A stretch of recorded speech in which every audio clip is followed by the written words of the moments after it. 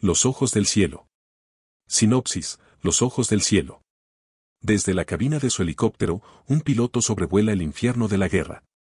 Sin embargo, lo que ve va más allá del humo y la sangre, el campo de batalla le canta una sinfonía fúnebre, el dolor de los caídos flota como un halo azul, y las almas perdidas son escoltadas por un ejército de mariposas. En este viaje de rescate, el piloto no solo transporta heridos, carga el peso de una realidad que se desvanece, descubriendo que, en medio de la barbarie, lo sagrado y lo profano pueden existir en el mismo instante. Es un vuelo que lo envejecerá 1000 años, un descenso a la locura para encontrar una verdad que la tierra no puede contener. Los ojos del cielo. El aliento de la montaña, denso y preñado de humedad, se anudó para siempre en la garganta de un joven piloto. No era el perfume de las orquídeas que su madre le describía en sus cartas, sino el pesado exhalo de la tierra devorada por el fuego, el metal retorcido y la carne que se rendía al olvido. El Huey vibraba bajo sus manos firmes en los controles de vuelo como un potro salvaje domesticado a la fuerza. El rotor giraba a sus 6600 revoluciones por minuto con un ritmo hipnótico, un tamborileo constante contra el dosel esmeralda que parecía esconder secretos milenarios.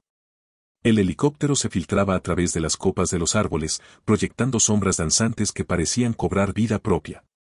Abajo, en la zona de aterrizaje, el aire parecía estancado, cargado de un silencio fantasmal que era más aterrador que el fragor de la batalla que lo había precedido. Al descender, el silencio se rompió por un gemido lejano, un hilo de dolor tan fino y prolongado que parecía teñido de un azul irreal.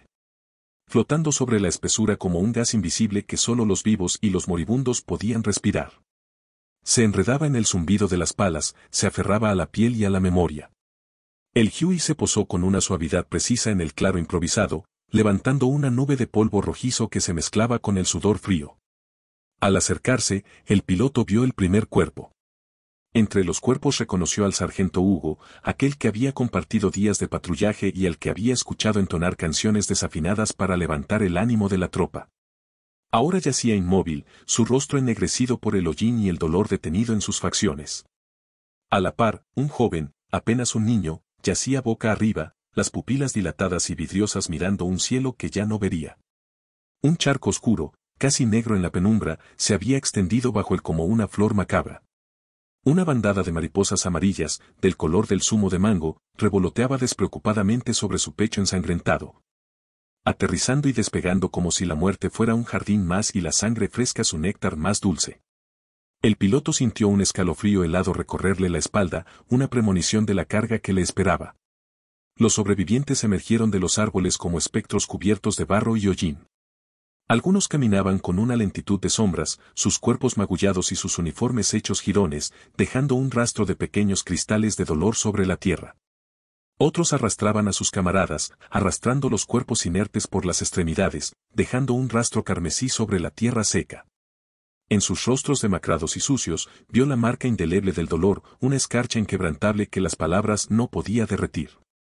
Sus miradas, profundas y sin brillo, llevaban el reflejo de los días y noches previas, la danza macabra de la batalla, el fuego cruzado implacable. La oscuridad poblada de sombras enemigas y los gritos ahogados de los que caían. El sonido de los disparos aún parecía resonar en sus oídos, un eco fantasmal que se superponía al zumbido del rotor. Cargaron a los heridos con una urgencia silenciosa. El piloto sintió una opresión en el pecho que ninguna altitud podía aliviar. Surcó los cielos deseando que la distancia se acortara y anheló poder volar más rápido al lugar en donde pudieran atender a estos héroes que sufrían. En uno de los claros, un soldado de pie, con el rostro cubierto por una capa de hollín y la mirada perdida, estaba sentado junto a un cuerpo cubierto, la cabeza entre las manos, meciéndose suavemente. El piloto, desde la cabina, observó cómo de la figura del soldado parecía emanar un halo tenue, casi imperceptible, una luz azulada que lo envolvía como un velo de tristeza, como si el dolor mismo lo estuviera iluminando desde dentro. El piloto parpadeó, preguntándose si el sol, el cansancio o el surrealismo de la guerra le jugaban una mala pasada. El soldado no se movió mientras cargaban el cuerpo de su camarada, y el halo se desvaneció con la distancia, llevando consigo la promesa de un consuelo que aún no había llegado. Del suelo, el piloto sintió que brotaba una melodía tenue y triste, como un lamento silencioso de la tierra misma, una canción que solo el viento, los muertos y, quizá, los que habían sido tocados por la muerte podían oír. Era una nana melancólica, una despedida que los pájaros de la jungla parecían repetir en sus trinos ahogados. El piloto sintió un nudo en la garganta, una comprensión súbita de que aquel lugar estaba vivo con el espíritu de la pérdida, que cada árbol y cada hoja guardaban el eco de un último aliento. Cada viaje era una inmersión más profunda en el horror. Vio a un joven aferrado a una fotografía arrugada de una mujer que sonreía, una mujer que nunca volvería a ver. Vio manos paralizadas en un último esfuerzo por asirse a la vida, dedos que parecían querer aferrarse al aire. Observó miradas vitrificadas por la hemorragia, fijas en la nada, llevándose consigo el secreto de sus últimos momentos, la última imagen de sus seres queridos o el terror final. En uno de sus vuelos, mientras evacuaba a un grupo de heridos graves, el piloto sintió una presencia inasible en la cabina. No era uno de los soldados, ni el médico. Era una sensación, un peso invisible que se posó a su lado, tan real como el asiento acolchado bajo él. Al mirar hacia el compartimento de carga, le pareció ver, por un instante fugaz, las formas etéreas de los fallecidos, flotando apenas sobre los cuerpos maltrechos de los sobrevivientes, como si fueran burbujas de aire ascendiendo, o como si estuvieran escoltando a sus camaradas hacia la luz, susurrándoles palabras de consuelo que solo los moribundos podían escuchar. La visión se disipó tan rápido como llegó, dejándolo con una inquietud profunda y la certeza de que el velo entre los vivos y los muertos era más delgado de lo que la ciencia le había enseñado. La fe de este piloto, aunque sacudida por la brutalidad, no se quebró. En cada oración silenciosa sobre el rugido del motor, encontraba un hilo de esperanza, un recordatorio de que incluso en el valle de sombra de muerte, la gracia divina podía manifestarse.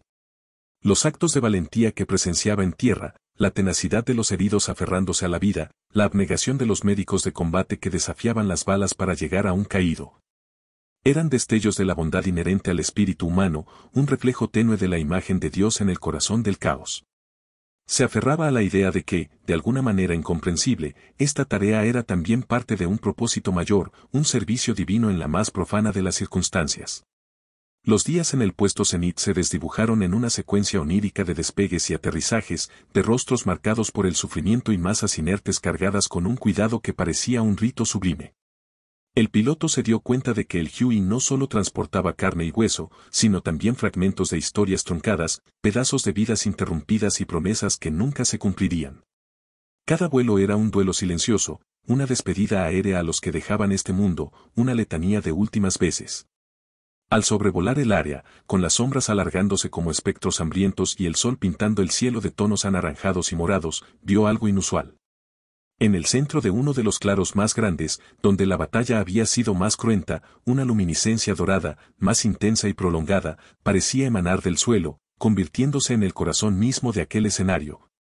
Como si la montaña no solo guardara los cuerpos, sino también liberara su memoria en forma de luz. No era fuego, ni el reflejo engañoso del sol. Era una luz cálida y reconfortante que contrastaba con la oscuridad circundante, como si la tierra misma estuviera sangrando luz en lugar de sangre. Por un momento, sintió una paz extraña y efímera, una certeza de que aquellos que habían caído allí no estaban completamente olvidados, que la tierra los acunaba con un calor maternal. La luz persistió por unos instantes, luego se desvaneció lentamente, como una vela que se consume en la distancia, dejando un rastro de ceniza dorada en el aire. De vuelta en la base, el piloto ya no era el mismo joven que había llegado hace apenas unos días, pues había envejecido en pocas horas. Guardó silencio. Sabía que en la montaña aún quedaban hombres luchando por resistir. Y entendió que, aunque sus alas fueran de metal, lo que realmente elevaba su vuelo era la carga invisible de la memoria y del sacrificio. Sus manos seguían siendo las mismas, firmes en los controles, pero sus ojos habían envejecido 1000 años en cuestión de horas. Las escenas presenciadas se habían grabado en su alma como cicatrices invisibles.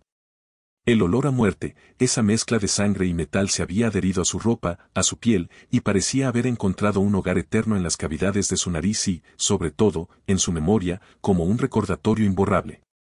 Pero también había visto la resiliencia del espíritu humano, la fuerza de la fe en la adversidad y la misteriosa presencia de algo más allá de la comprensión terrenal. Nota del autor. El propósito de los ojos del cielo era explorar la profunda disonancia entre la experiencia física de la guerra y su impacto en el alma humana. Quise trascender el relato de combate para adentrarme en el realismo mágico del trauma. Este capítulo es una meditación sobre cómo la mente, al enfrentarse a un horror indescriptible, puede crear una realidad alternativa, una en la que la muerte no es solo una fatalidad, sino un evento de belleza terrible y sagrada. Es un intento de capturar el instante en que la fe y la desesperación se funden y el piloto, al presenciarlo, queda cambiado para siempre.